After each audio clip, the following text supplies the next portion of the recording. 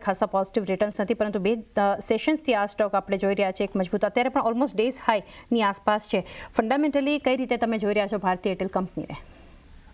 ચાંદીજી, જો આ જે રીતે કેમ કે તમે જો 2000થી ઉપર જઈને તો એનું પ્રાઇસ ટુ પરફેક્શન છે ખાસું, કેમ કે આ સ્ટોક જ એવું છે જેને આઉટ પરફોર્મ કર્યું છે માર્કેટમાં. ટેલિકોમમાં વન ઓફ ધ બેસ્ટ છે, એટલે આપણે પછી પણ જો ને આ એક ખાસું એવું કોન્સોલિડ થઈ રહ્યું છે. અને આ લેવલે શું છે કે નવા ટ્રિગરની રાહ જોવાઈ રહી છે કે કોઈ નવું ટ્રિગર આવે ભારતીય એરટેલમાં, ત્યારે આ સ્ટોક હવે 2021 ક્રોસ કરે. અને એમાં મેઇન હાઇક આવે, આપણે મેઇન હવે જો ટ્રિગર હોઈ શકે તો પ્રાઇસ હાઇક અમુક ક્વાર્ટર્સમાં આવે તો એક મોટો કહી શકે કે એક પ્લસ પોઈન્ટ હોઈ શકે છે. કેમ કે અગર તમે રેવન્યુના જો એસ્ટિમેટ્સ જુઓ ને આ બધું, અને તો મને એવું લાગે છે કે ડિસન્ટ રિટર્ન હશે, ડિસન્ટ બેઝિકલી રિઝલ્ટ આવશે, એવું કંઈ ખાસ આવશે નહીં.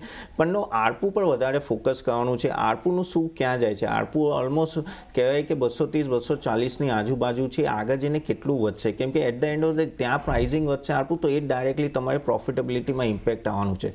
તો પ્રાઇસ હાઇક ને આરપુ પર હંમેશા આપણી નજર રાખવી જોઈએ.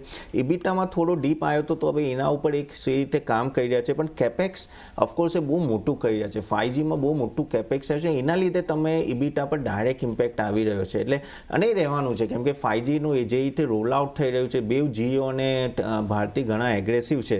અને આગળ જઈને બ્રોડબેન્ડમાં પણ ખાસું એ લોકો ઇમ્પ્રુવમેન્ટ કરી રહ્યા છે. તો આ બધા ન્યૂઝ જોઈને એક વસ્તુ તો શ્યોર છે કે આનું પ્રોસ્પેક્ટ્સ બહુ સારું છે, પણ પ્રાઇસ ટુ પરફેક્શન છે હમણાં આ સ્ટોક. તો વેલ્યુએશનની દ્રષ્ટિએ મને એવું લાગે છે કે થોડી રાહ જોઈને નીચેના લેવલે લેવું, પણ આ સ્ટોક એવો છે કે તમારા પોર્ટફોલિયોમાં હોઈ શકે છે. ડેફિનેટલી પોર્ટફોલિયોમાં એક સમાવેશ કરી શકો છો. થોડા એક નીચા વેલ્યુએશન પર એક વ્યૂ ભારતીય એરટેલ પર આપણે ચર્ચા કરી. ત્યારબાદના સ્ટોક પર કુછ ચાર્ટ સમજી લઈએ. Tata motors follow up action. ગઈકાલે ટાટા મોટર્સ આપણે જોયું કે વોલ્યુમ બેઝડ બાઇંગ ટોપ નિફ્ટી ગેનર હતો. આજે પણ જુઓ અત્યારે ડેઝ હાઈના લેવલ પર કારોબાર થઈ રહ્યો છે, લગભગ 2%ની એક મજબૂતી સાથે. તો આપ કઈ રીતે સલાહ આપશો ચાર્ટ્સ પર? બધા ટર્નઅરાઉન્ડ થઈ ગયા છે. ઘણા સમયથી 700 પાર નહોતો જઈ શકતો, અને હવે જે યુકેની ટ્રેડ ડીલના જે ન્યૂઝ આવે છે એના કારણે we are seeing a good momentum. But definitely it's a good stock to invest for long term. Short term માટે maybe will wait and watch, but long term investors હોય તો થોડું aggressively buying કરી શકાય. આ લેવલે 680ના stop લોસથી મને લાગે છે હવે 780 સુધી આ સ્ટોક જઈ શકે. So as a investment point of view definitely buy call. ઇન્વેસ્ટમેન્ટની રીતે ખરીદારી. ટાટા મોટર્સ 680 સ્ટોપ લોસ, 780ના ટાર્ગેટ. પણ આ કંપની પર આપનો પણ એક વ્યૂ લઈ લઈએ, કારણ કે બે સેશન્સથી જે રીતે ટાટા મોટર્સમાં આપણે જોઈ રહ્યા છીએ એક મજબૂતી, આજે પણ આપણને ગઈકાલે વોલ્યુમ બેઝડ બાઇંગ હતું, ખાસું એક ફોકસ હતું, અત્યારે પણ ડેઝ હાઈના લેવલ બતાવી રહ્યું છે. 5 સેશનમાં 2.5%ના એક પોઝિટિવ રિટર્ન્સ છે, પરંતુ ફંડામેન્ટલ્સ કેવા જોઈ રહ્યા છો? જો ફંડામેન્ટલમાં આમાં શું થઈ રહ્યું છે કે આ બધું ખાસું એવું ટ્રેડ ન્યૂઝ પર ચાલી રહી છે. તમને યાદ 2 મહિનાથી યાદ થઈ રહ્યું છે, જ્યારે પણ US યુકેની ડીલ થાય કે ઇન્ડિયા યુકેની ડીલ થાય તો ટાટા મોટર્સ ભાગવા લાગે છે. કેમ કે જેગવરનું જે એક્સપોર્ટ થયું છે યુકેથી બીજા બધા દેશોમાં થાય છે. પણ આમાં એક ચાઇના પણ એક મોટો ફેક્ટર છે કે ચાઇના એક મોટું માર્કેટ છે જેગવરનું. અને તમને પણ ખબર છે કે જે ટાટા મોટર્સમાં જે મેક્ઝિમમ પ્રોફિટેબિલિટી આવે ને એ લેન્ડ રોવર અને જેગવરથી જ આવે છે. એટલે હંમેશા એ ફોકસમાં રહેશે. અને ઇવન જે મંથલી નંબર્સ પણ જોઈએ તો એના પર જ ફોકસ હોય છે. તો મને એવું લાગે છે કે અહીંયાથી આ સ્ટોક થોડું હજી પણ એવો બહુ મોટો ટ્રિગર નથી, કેમ કે આજે તમારી સેલ્સ નંબરમાં દેખાવું જોઈએ. ઓફકોર્સ આ સેન્ટિમેન્ટલ બૂસ્ટ હશે, પણ એક વસ્તુ પણ છે કે તમે જો કે 650થી 600ની નીચે જે નથી જોયું, તો આઈ થિંક 650 તો બેસ્ટ પ્રાઇસ છે ટાટા મોટર. પણ આ સ્ટોક એવું નથી કે રાતોરાત ભાગશે, કેમ કે રાતોરાત ભાગવા માટે તમારી EPSમાં ઇન્ક્રીમેન્ટલ આવવું જોઈએ, અને એ ક્યારે આવશે જ્યારે આ બધાના સેલ્સ હશે. અને એટલે મને આ જે ટ્રેડ ડીલ્સ થયું છે એનું ઇમ્પેક્ટ તમને છે ને 1-2 ક્વાર્ટરમાં જોવા મળશે જ્યારે સેલ્સ વોલ્યુમ વધશે. ત્યાં સુધી આ સ્ટોક રેન્જ બાઉન્ડ જ રહેશે. મને એવી બહુ મોટી તેજી લાગતી નથી, પણ અહીંયાથી બોટમ બહુ ઓછું લાગે છે. તો એઝ એ વેલ્યુ ઇન્વેસ્ટર તમારું જો અગર 1.5-2 વર્ષનું થોડું લાંબો સમય હોય, આ સ્ટોક સારો એવો છે જે લેવાનો, કેમ કે ડાઉનસાઇડ ઓછી લાગે છે, પણ અપસાઇડ એકવાર આ બધા ટ્રેડ ડીલ સેટલ થઈ જાય અને આના વોલ્યુમ વધે તો આઈ થિંક સારી રહેશે. અને EVમાં એમ ડોમેસ્ટિક બહુ સારું કામ કરી રહ્યા છે. તો એ રીતે તમારે નજર રાખવું પડશે as a long term investor.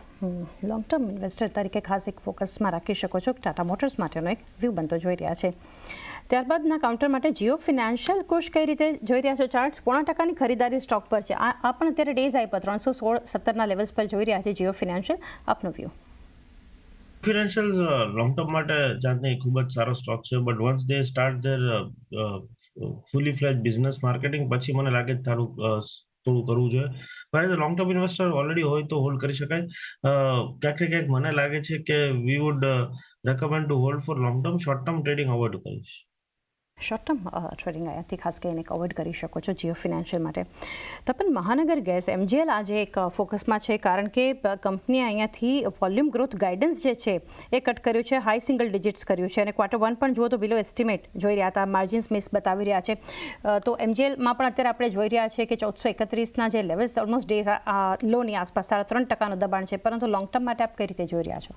ચાંદીજી, આ બધા સ્ટોકમાં જે ગેસ કંપનીઝ હોય છે ને, ખાસ કરીને સિટી ગેસ કંપનીઝ, એમાં હંમેશા આ પ્રોબ્લેમ રહે છે કે ગવર્મેન્ટની અંડર રિકવરી કે ઓવર રિકવરી ને એ બધું ચાલતું રહે છે, કોઈ કન્સિસ્ટન્સી હોતી નથી. અને આમાં પણ તમે જે રીતે હમણાં ન્યૂઝ આવી પણ એ નેગેટિવ જ છે કંપની માટે. અને આગળ જઈને ઓફકોર્સનો ખાસી એવી ગેલ પાઇપલાઇન સાથે પણ એ લોકોનો એક ડિસ્પ્યુટ ચાલી રહ્યો છે. GSTની એક ડિમાન્ડ 54 કરોડની ઓલરેડી પેન્ડિંગ છે ને અમુક લીગલ કેસીસ પણ ચાલી રહ્યા છે. અને પ્રોબ્લેમ એ છે કે આ સ્ટોકમાં વોલેટિલિટી ઘણી હોય છે અને એની પ્રોફિટેબિલિટી પણ જો કે કન્સિસ્ટન્ટ વ્યૂ નથી આવતો, કેમ કે જે ગેસના પ્રાઇસીસ છે ઉપર નીચે રહે છે. આમાં આ લોકો પાસે પ્રાઇઝિંગ પાવર નહીં તો, અને કોઈ પણ ઇન્વેસ્ટરને અગર કોઈ સ્ટોકમાં ઇન્વેસ્ટ કરવું હોય તો પ્રાઇઝિંગ પાવર પહેલાં જોવું જોઈએ, તો જ એ સ્ટોકમાં આગળ જઈને બઢોતરી થાય છે. તો આ સિટી ગેસ ડિસ્ટ્રીબ્યુશનમાં MGL જુઓ ને એ બધામાં આ ઇસ્યુ રહે છે. EBITDA માર્જિન એ બધું હમણાં ઠીકઠાક છે પણ ગમે ત્યારે ઇમ્પેક્ટ આવી શકે છે. તો મારા હિસાબથી લોંગ ટર્મ હું I will never prefer city gas distribution, કેમ કે ઘણા બધા બીજા બધા ફેક્ટર્સ પર ડિપેન્ડ. તો આઈ થિંક આ સ્ટોક મારા તરફથી તો એવોઇડ છે લોંગ ટર્મ માટે. લોંગ ટર્મ માટે એક વ્યૂ અવોઇડ આપણને મહાનગર ગેસ માટે ખાસ કરીને બનતો જોઈ રહ્યા છે. એક કાઉન્ટર ધ્યાનમાં આવી રહ્યું છે કુશ, અગર ચાર્ટ સેટઅપ તમે જણાવી શકો. તિલકનગર ઇન્ડસ્ટ્રીઝ લિમિટેડ, જ્યાં અત્યારે 2.5%ની એક મજબૂતી જોઈ રહ્યા છે તિલકનગરમાં, કારણ કે ઇમ્પિરિયલ બ્લુ ઇક્વિઝિશનના સમાચાર આપણને આ કંપની પર આવતા દેખાડી રહ્યા છે, જેને લીધે અત્યારે એક પોઝિટિવ એક્શન છે. કોઈ વ્યૂ રહેશે કંપની પર તિલકનગર પર? બુક પ્રોફિટ્સ, કારણ કે ઓલરેડી તમે જો 378 થી નોનસ્ટોપ ચાલી ચૂક્યો છે. News I think has been discounted. તો મને લાગે છે કે ફ્રેશ બાય નહીં કરો, ઓલરેડી હોય તો પ્રોફિટ કરીશ.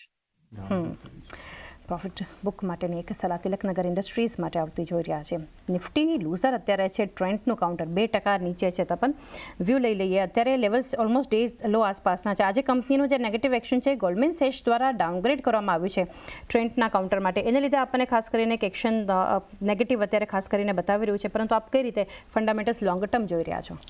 ફંડામેન્ટલી હું કહું તો ટ્રેન્ડ એક સારા લેવલે ધીરે ધીરે આવી રહ્યો છે. આ સ્ટોક આપણે પહેલાં પણ અમુક બ્રોકિંગ હાઉસે ડાઉનગ્રેડ કર્યો હતો, ત્યારે આપણે 6000ની ઉપરના લેવલથી હવે 5200ના લેવલે આવ્યું છે.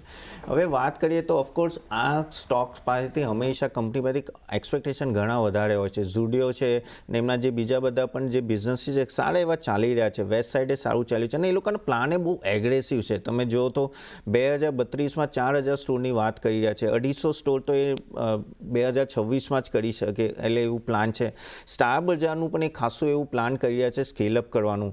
અને પણ આમાં મેઇન પ્રોબ્લેમ એ થયો છે કે જે રીતે કીધું ને કે આ વેલ્યુએશન હંમેશા આનો હાઈ રહ્યો છે અને એના લીધે તમે આ પ્રાઇઝિંગમાં ઇમ્પેક્ટ કરો છો. પણ તમે અગર બિઝનેસ મોડલની વાત કરો તો રિટેલમાં one of the best business model હોય તો એ ટ્રેન્ડનું છે. આજે બધા એમનું બિઝનેસ મોડલ ફોલો કરે તો કંપનીમાં કોઈ મને એવું કંઈ લાગતું નથી કે એમનું મોડલ સારું છે અને આગળ છે ને આઈ એમ હોપફુલ વિથ ધીસ કંપની. હા, શોર્ટ ટર્મ થોડું મોમેન્ટ આવી શકે છે કેમ કે વેલ્યુએશનની દ્રષ્ટિએ તમને લાગે, પણ અગર તમારો લાંબો સમયનો ગાળો હોય 2-3 વર્ષ, આઈ થિંક આ એક સ્ટોક સારા એવા લેવલે આવી રહ્યો છે. કેમ કે આ લોકો જે રીતે ફેશનમાં અને રિટેલમાં જે રીતે એમનું ફૂટપ્રિન્ટ વધી રહ્યું છે અને ડિસ્ક્રિશનરી ઇન્કમ આગળ જઈને વધશે, કન્ઝમ્પશન સ્પેન્ડિંગ એ વધશે, એના લીધે આઈ થિંક આ બધા સ્ટોક્સમાં 1-2 ક્વાર્ટરમાં સારું એવું મુવમેન્ટ આવશે. તો આઈ થિંક આ ડીપ પર મારા હિસાબથી લોંગ ટર્મ માટે એક સારો કેન્ડિડેટ બને છે તમારા પોર્ટફોલિયો માટે રાખવા માટે. લોંગ ટર્મ એક ઘણો પોઝિટિવ વ્યૂ છે, પોર્ટફોલિયોમાં તમે રાખી શકો છો. એક વ્યૂ ટ્રેન્ડ માટે બનતો જોઈ રહ્યા છે.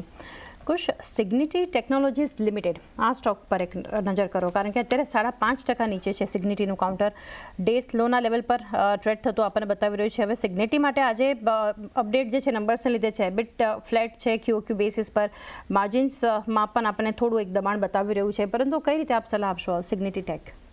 ડેફિનેટલી ફંડામેન્ટલી અત્યારે અસર છે અને સરપ્રાઇઝિંગ છે, એટલે ઇટ ઇઝ નોટ ડિસ્કાઉન્ટેડ, એટલે આપણે થોડો ઘટાડો જોઈ રહ્યા છીએ. આઈ થિંક ઘટાડા હજી આગળ વધશે, તો ફ્રેશ પોઝિશન મારવાની સલાહ નથી. Weight for the closing today, પછી આવતીકાલે આપણે એક કોલ લેશું. સો અવોઇડ બાઇંગ, હોય તો પણ એકવાર exit. Let stock price settle the news, પછી આપણે ખરીદારી કરશું. સ્ટોક પ્રાઇસ થોડું હજુ સેટલ થાય ત્યારબાદ ખરીદારી કરી શકાય. આજ માટે તો એક વ્યૂ ક્લિયર આપણને બનતો દેખાડી રહ્યો છે. અવોઇડ માટે સિગ્નિટી ટેક નંબર્સ બાદ ખાસ એક નેગેટિવ એક્શન આપણને બતાવી રહ્યું છે. ત્યારબાદ ઓવરઓલ ડિફેન્સ તપન અગર જોઈએ તો મઝગાઉં ડોક અત્યારે એક મજબૂતી આપણને બતાવી રહ્યું છે.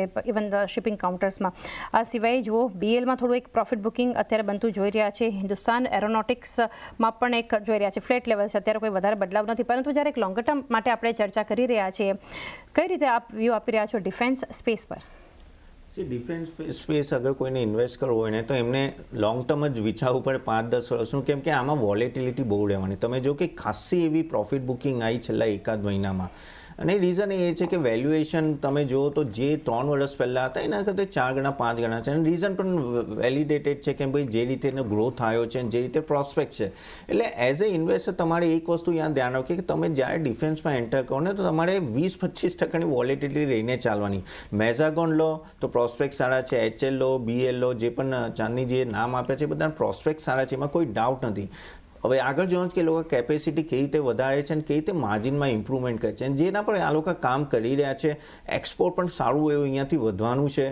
અગર ઓલમોસ્ટ વાત કરીએ તો 2030માં 50,000 કરોડનું ઓલરેડી ગવર્મેન્ટનું પ્લાનિંગ છે, જે હમણાં 25,000 કરોડ છે. અને તમે જો કે જે BLના ડિફેન્સના રેડાર સિસ્ટમ છે, ઇવન હવે સાઉથ આફ્રિકા અને સાઉથ અમેરિકાથી પણ તેજસ ફાઇટર પ્લેન એ બધાની ડિમાન્ડ આવી રહી છે HLથી, અને BLના પણ હવે રેડાર સિસ્ટમ જઈ રહ્યા છે. ઝેન ટેકનોલોજી પણ ઘણું બધું એક્સપોર્ટ કરે. તો આખા સેક્ટર ઓવરઓલ પોઝિટિવ આઉટલુકમાં છે. એટલે આમાં તમે ઇન્વેસ્ટ કરો તો દર ઘટાડે આગળ આવી રીતે વોલેટિલિટીમાં આઈ થિંક SIP તરીકે તમે ઇન્વેસ્ટ કરી શકો છો. મેઝાગોનમાં પણ હું પોઝિટિવ જ છું, કેમ કે આમાં કેવું થાય કે કોઈ પણ કોન્ટ્રાક્ટ હોય ને જવું નથી હરેક ક્વાર્ટરમાં રેકોગ્નિશન થતી હોય. જ્યારે એ લોકોનું પૂરું થાય એ વખતે પ્રોફિટેબિલિટી અને સેલ્સનું રેકોગ્નિશન થતું હોય. તો એ રીતે તમે ધ્યાન રાખો, અને આઈ થિંક SIP તરીકે તમે આમાં ઇન્વેસ્ટમેન્ટ ચાલુ રાખી શકો છો લોંગ ટર્મ બેસિસમાં. SIP ફર્મમાં તમે એક રોકાણ કરી શકો છો ધીરે ધીરે કરીને, ખાસ કરીને ડિફેન્સ કંપનીઓ માટે. એ સાથે જ સમય થયો છે